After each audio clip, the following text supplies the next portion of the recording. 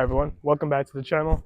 And today I'm just going to do a walk around of which project cars we've recently acquired and what my plan with them. So let me switch the camera on and I'll show you around. Alright, so this, as y'all know, is my car, 2015 GT. And this is the cars we got. So we got a 93 LS 400, which we saved from going to the junkyard. So right now, I've got my 20s from my stock 20s for my Mustang, because the tires it had originally, they're so flat you can't even roll them around. So I got this, so kind of I can push the car around. The back window was busted. I will insert a picture of what it looked like before. Right now we got it cleaned up. This back rear passenger glass is broken.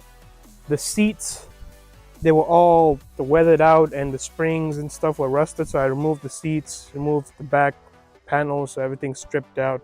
Luckily there's no rust on the car's chassis or floor pan, so the only rust was on the seats, so they had to get out. And car still doesn't start, so we changed the fuel pump, checked for spark, changed the fuel filter, and it still wouldn't start even when you spray starter fluid. One of the things the 93 Lexuses are known for is the ECUs, capacitors going bad.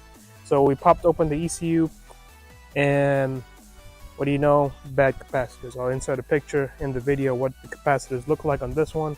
So I went ahead and sent the ECU out to SIA Electronics. They have received it, and it says approximately take 10 business days before I hear back from them on what they can do with my ECU. So that's the status on this one. It is a nice car. If I can keep it, I would. I'm not sure if I'm gonna keep it yet, but we'll see how it goes. That, and we also got this 94 Acura Integra. Yes, it's an early 2000 style build. Got the body kit, dual exhaust, wing. It's a 4-door Integra. It is an automatic. Interior is fully in there. But while it was sitting for a long time, people were trying to steal it, so now the ignition's broken, so I got started to crank it with a screwdriver. Issue with this is right now that we changed the fuel filter. It was bad. Added sorry, not the fuel filter. Fuel pump was bad. We added a new fuel pump, new fuel filter, threw in some new spark plugs, and the car starts. It might be the bad gas. It just takes a really long time.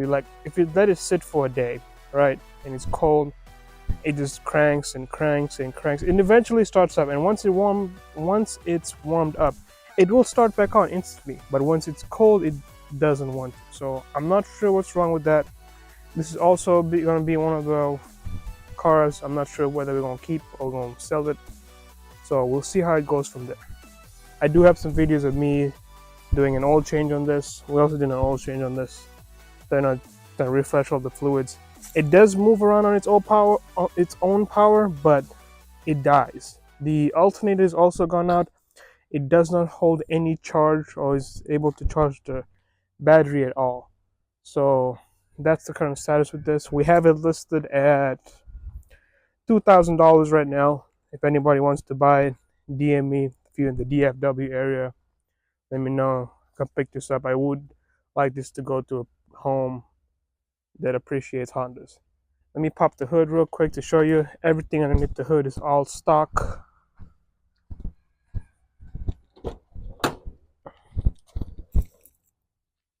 Alright, everybody, just have to make some space for my phone. But as you can see underneath the hood, everything's stock. I did remove the intake box when I was trying to troubleshoot this. We also cleaned the injectors. So we've cleaned the injectors, add new spark plug, new fuel filter, charged and slapped the new battery on, new fuel pump. So car would crank for a long time, and once it warms up a little bit by cranking, then it will start. And once it starts, the throttle is for some reason pretty sticky.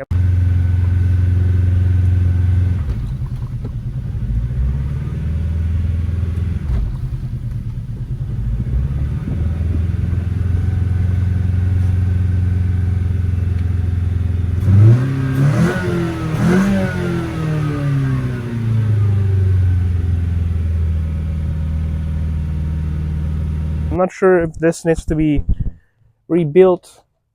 As you can see, there's a little bit of play might be causing it.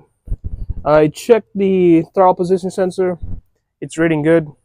I'm not sure why it's causing a no start. It just cranks for a long time before it starts, but once it's warmed up, it'll start right up.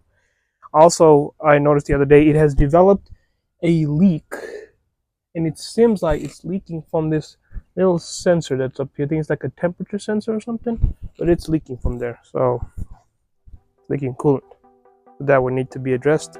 But yeah, so far that's the status. It has been sitting for 12 years. So we got it running. It moves. Throttle cable is kind of stuck, so we're gonna work on that. Probably spray some WD-40. I'm gonna try to air up the tires, see if they hold. I know the sidewalls are a little cracked, but see if we can air them up. But overall, it is coming up really good. I'm gonna go ahead and wash it. Yeah, see how it comes up.